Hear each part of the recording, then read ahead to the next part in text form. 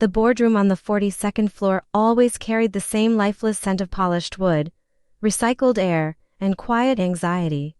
After 15 years at Ashford Capital, I had grown used to it. I had climbed from a junior analyst to senior director of strategic partnerships, becoming the person trusted to negotiate impossible deals. My name was Natalie Brooks, and people rarely noticed me, until it was time to save $1 billion agreement that everyone else had nearly destroyed. That morning, I was reviewing the final details of the largest merger of my career, unaware that my entire life was about to change because of a few decorative buttons. For the last 9 months, I had devoted nearly every waking hour to building a $3 billion acquisition between our firm and the prestigious Harrison Group. The spreadsheets, negotiations, private meetings, and endless flights had all led to one final signing scheduled just 48 hours away. It was more than a contract, it was the kind of deal that defined careers. Every detail depended on trust, relationships, and conversations that had never been written into official files. That invisible knowledge was something I carried in my head after years of earning the confidence of people who never trusted corporations but trusted me. The silence in the boardroom shattered when the door slammed open. A young woman strode inside with the confidence of someone who had never been told no. Her expensive white suit looked untouched by real work, and the oversized employee handbook under her arm seemed more like a prop than a useful guide. Her name was Madison Cole, the newly hired assistant to the vice president and, more importantly, his daughter. It was her first morning at the company, yet she walked as though she already owned the building. Without introducing herself properly, Madison stopped in front of me and slowly examined my outfit instead of my face. Her expression twisted into disappointment as though she had discovered a serious crime. She tapped the handbook with one perfectly manicured finger before announcing that my blazer violated company appearance standards because of its pearl buttons. She then pointed at my leather work bag and declared that it looked too worn to represent executive leadership. For a second, I honestly believed she was joking. My blazer was an Italian designer piece I had worn to negotiations worth billions of dollars. That same bag had traveled with me through London, Tokyo, and Zurich while helping secure contracts that kept our company profitable for years. Neither item had ever been questioned by anyone who actually mattered. I calmly explained that I was preparing for the Harrison merger and suggested we discuss wardrobe policies another time. She interrupted before I could finish. According to her, company image mattered more than whatever I was working on. She proudly announced that she was responsible for enforcing standards and expected immediate compliance from every employee regardless of position. The analysts working outside the glass conference room had stopped pretending to work.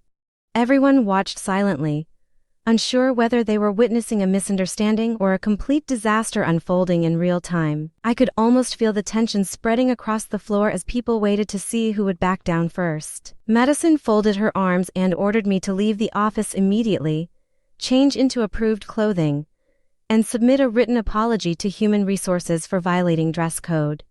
The demand was so ridiculous that I nearly laughed. Instead, I looked directly into her eyes and quietly answered with one simple word: no. Her confidence cracked for just a heartbeat before anger rushed in to replace it. Her voice became louder as she accused me of disrespect, insubordination, and refusing to support company culture. Then, in front of an entire department, she declared that I was fired effective immediately. Nobody moved. Even the security guards near the elevators looked stunned. I searched every face around the room and realized something important. Everyone knew she had made a terrible mistake, but nobody had enough authority to stop her. Oddly enough, I didn't feel angry. I felt free. I closed my tablet, smiled politely, and told her she was absolutely right about one thing: standards did matter. Then I thanked her for making the company's priorities perfectly clear before walking back to my office. My assistant, Rachel, was standing in the doorway with tears forming in her eyes before I even arrived. She asked if the rumors were true. I simply nodded and began packing my personal belongings one item at a time. A framed photograph of my late father, a crystal award from the Harrison family after a successful international project years earlier. Finally, my old leather contact book contained handwritten phone numbers that existed nowhere inside the company's computer system. Rachel stared at me in disbelief. "Who's going to finish the merger, Natalie?" I placed the contact book inside my bag and zipped it closed. "Apparently Madison is." Rachel shook her head nervously. She doesn't even know how the Harrison family negotiates. I smiled. Exactly. Before shutting down my computer, I carefully logged out of every secure system, removed my personal notes, and erased nothing that belonged to the company. They still had every official document. What they no longer had was the experience needed to understand what those documents actually meant. As I walked toward the elevators carrying my old leather bag, Madison was waiting with two embarrassed security officers. She ordered them to make sure I wasn't stealing confidential information. Neither guard even bothered checking my belongings. They both knew me far better than they knew her. Just before the elevator doors closed, I looked back at Madison one final time. "Thank you," I said with a genuine smile. "Good luck with the Harrison merger." The unwritten parts are always the hardest. The doors closed before she could ask what I meant, but I caught the first flicker of uncertainty on her face. She believed she had won a power struggle. She had no idea she had just removed the only person capable of keeping a $3 billion agreement alive. By the time the elevator reached the lobby, I already knew one thing with complete certainty. The real consequences of her decision had not even begun. Natalie had barely finished her first cup of coffee at a quiet cafe across town before I switched my phone back on. The screen exploded with missed calls, emails, and desperate text messages. My assistant Rachel sent a message after the message explaining that the legal department was searching for me. The executive team was arguing, and Madison had locked herself inside a conference room after realizing critical information was missing. I wasn't surprised. The company still had every official file, but they had lost the one thing no server could ever store: experience. The Harrison merger had never been just numbers on spreadsheets. Over 15 years, I had built personal relationships with every major decision maker involved. I knew which clauses were symbolic rather than financial, which family traditions influenced negotiations, and which promises had been made during private conversations over dinners and late-night meetings. Those understandings lived only in my memory and handwritten notes. They could never be downloaded from a database. That evening, another email arrived from our general counsel asking me to return immediately because my termination had been a misunderstanding. He promised a new contract, a promotion, and whatever resources I needed to finish the deal. I quietly closed the message without replying. They had ignored my value until they realized what they had actually lost. Instead, I unlocked a small drawer inside my apartment where I kept a leather folder containing one private phone number. It belonged to Richard Harrison, the chairman of Harrison Group. Our families had known each other for years, long before our companies ever discussed business.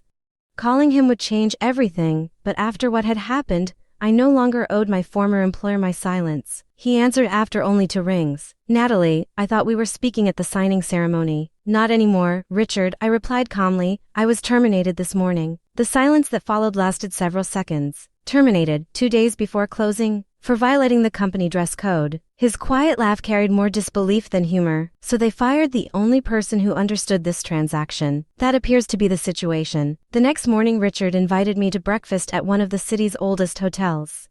Instead of discussing whether the merger could be saved, he surprised me with a completely different proposal. He slid a contract across the table offering me the position of Director of Strategic Acquisitions for Harrison Holdings. The salary was nearly double my previous income, and the equity package alone would have changed my future. There was only one condition. He wanted me to remain nearby while he attended the scheduled merger meeting later that morning. I accepted immediately. An hour later, I sat inside a coffee shop directly across from my former office tower. Through the enormous glass windows, I spotted Madison racing around the lobby, desperately trying to prepare for Richard's arrival. Suddenly she looked across the street and froze. She had seen me. Even worse, she had seen me sitting comfortably beside Richard's executive assistant while signing my new employment paperwork. Her confidence disappeared instantly. She grabbed her phone and began calling me over and over again. But I had already blocked her number. 20 minutes later, I crossed the street exactly as planned and entered the marble lobby of my old workplace.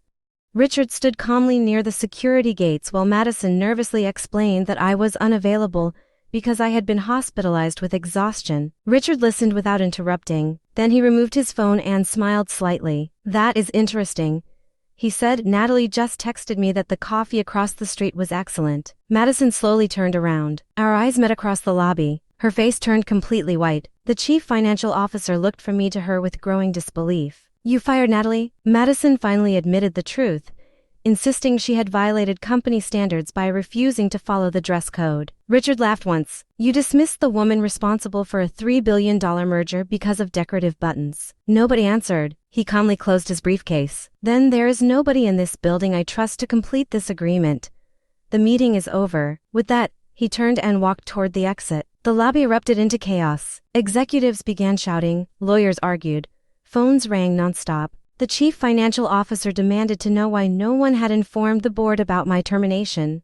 Madison tried blaming me, claiming I had somehow manipulated the situation from the beginning. I simply shook my head. I came to work wearing a blazer. Everything else was your decision. Moments later, the chief financial officer approached me with an expression I had never seen before. Natalie, please, come back. We will promote you immediately. Higher salary, stock options, whatever you want. I reached into my leather bag and removed an envelope. He smiled with relief, until I explained it wasn't a request to return. I have already accepted another position. His expression collapsed. With Harrison, I nodded. Starting today. 3 days later, the company's stock price plunged after news of the failed merger spread through the financial markets. Investors questioned leadership. Clients delayed contracts. And emergency board meetings continued around the clock. In one final attempt to save themselves, the board persuaded Richard to attend another meeting. This time every executive, including Madison and her father, was required to be present. I entered the boardroom behind Richard wearing a new black suit with polished gold buttons. The room fell completely silent. Richard took his seat at the head of the table. I am not here to revive our original merger, he announced. I am here to purchase selected assets at 30 cents on the dollar. The executive stared in disbelief. 30 cents, that is impossible. Richard calmly looked toward me. When Natalie managed this transaction, your company was worth every penny of the original price. Today she has shown me the operational risks, damaged relationships, and leadership failures created over the last few days.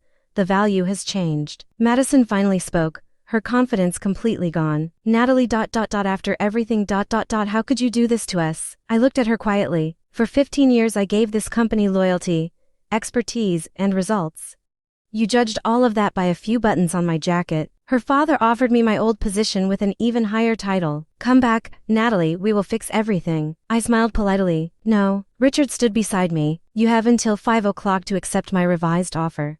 After that, we will wait for the market to decide your future. We walked out together without another word. As the elevator doors closed, I caught my reflection in the polished steel walls. For years I had worried about every detail of my appearance before important meetings. This time I didn't even glance at my jacket. I already knew the buttons were exactly where they belonged. The only thing that had truly been out of place was the company that failed to recognize the value of the person wearing them.